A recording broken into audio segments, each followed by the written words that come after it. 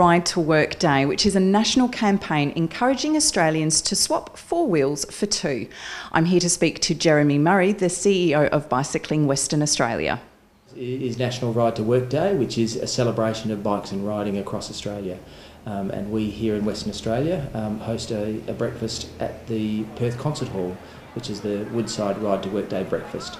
And we were expecting 2,500 cyclists to descend on the concert hall and basically get down there and celebrate the fact that they made a healthy choice and chose to ride to work.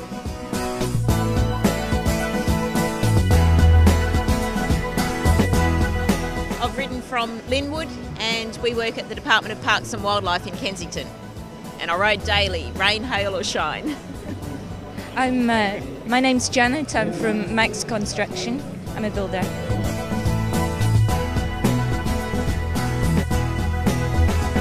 The state government actually do counts across the bicycle network, and they've shown that there's around about 12,000 trips a day that happen into and out of the CBD, and that is a fantastic result. It's probably around about 26% increase over the last 12 months.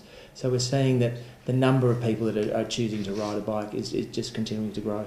Probably the main one is that people want to get healthy. They want to get incorporate physical activity more into their lifestyle, which is a great thing. Congestion is always a challenge for people, and if you can get out of your car and get onto your bike, it's a great way of sort of getting away from that whole rat race environment. And the interesting thing is that most people who choose to ride a bike find out that actually it's quicker for them to ride a bike than it is to actually go by car or by public transport. So if you're going less than 10 kilometres, invariably in peak hour, it'll be quicker for you to get on a bike than it will be to actually take other forms of transport. It's good for raising awareness in the city and hopefully encouraging more people to come along. It's just environmental reasons, health reasons, leave the car at home, less cars on the road, less pollution, and Perth's a beautiful city. The state government have actually recently announced extra funding, which is great. It's still probably not enough for what we need. The bicycle network needs a lot of it needs expansion because the city continues to expand, and it also needs some connectivity. So we've got parts of the network that are very good and then other parts that aren't quite so good. So what we would like to see is that the government commit more funding to actually completing the bicycle network to make it more the connectivity better. I've noticed that people who ride to work get to work before me, so it actually takes me longer to drive into work than it does to ride into work, so it just seems to be the more sensible choice. Riding a bike have been proven worldwide and also here in Australia. Recently the RAC did a study that showed that if you to actually spend money on cycling infrastructure, the government will receive a positive return for that investment.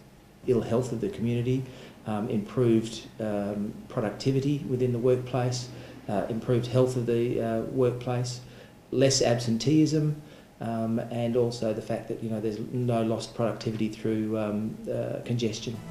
Hi, I'm Michael. I rode from Madding today, and usually don't ride as much as I should, but I'm trying to make it more of a habit.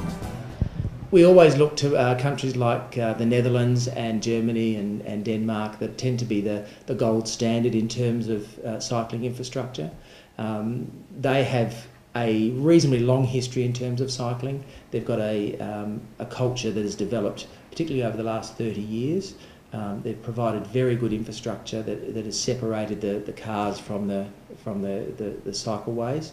And a lot of people are always looking at, we should be installing Copenhagen-style lanes here. So people see Copenhagen again as an ideal place.